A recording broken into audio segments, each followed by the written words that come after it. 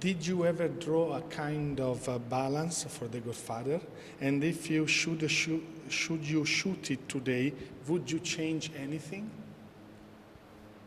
Well, I would only change my own personal experience. When I made The Godfather, I was miserable and I was frightened and I was very unhappy. And the only thing I would change if I did it again is I would be more happy, I would have enjoyed my children more, and I would not have been so worried. But of course, now I know the result, and then I didn't. What do you feel today in coming back to the same locations? I remember very much how kind everyone was to me, as we talk a lot about how much difficulty making The Godfather was.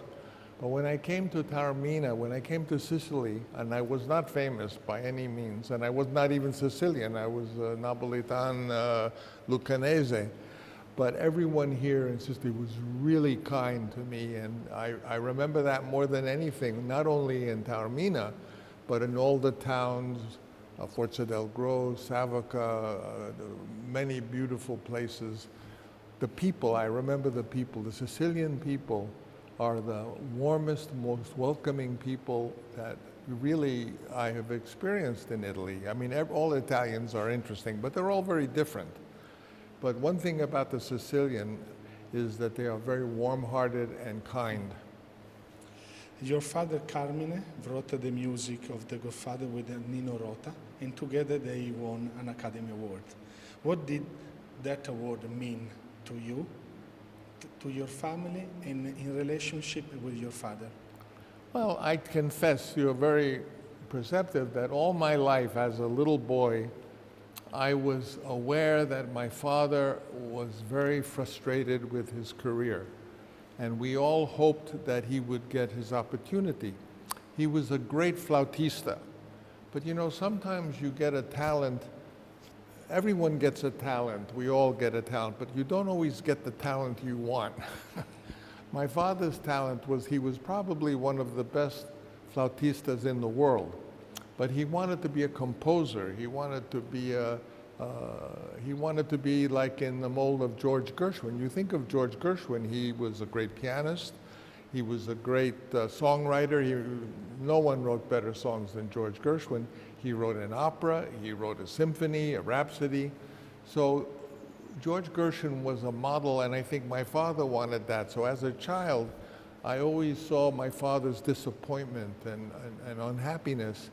So you can imagine that at an older age, to see this man win an Oscar and have this achieved, it filled me with great happiness. But then I saw my daughter win an Oscar. I saw my nephew win an Oscar. And one after another, I saw our family go from obscurity to today. People think that we're an important film family, but we didn't know anybody.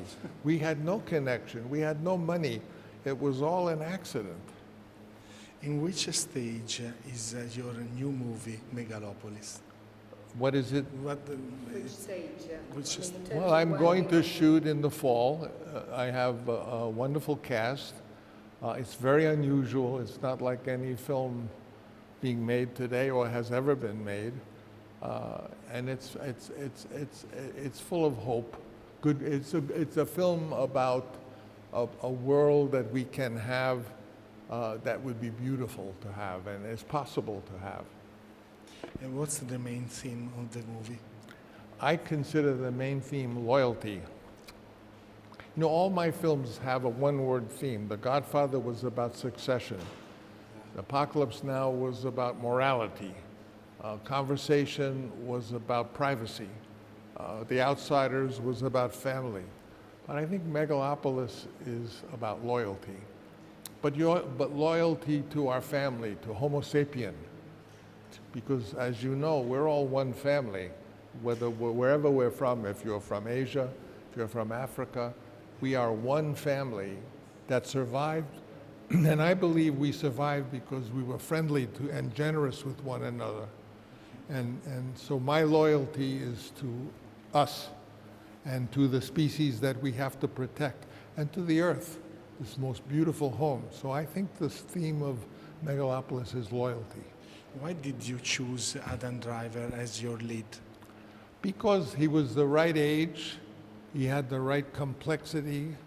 I think he had the capability to have emotion, but also to portray intellectual superiority.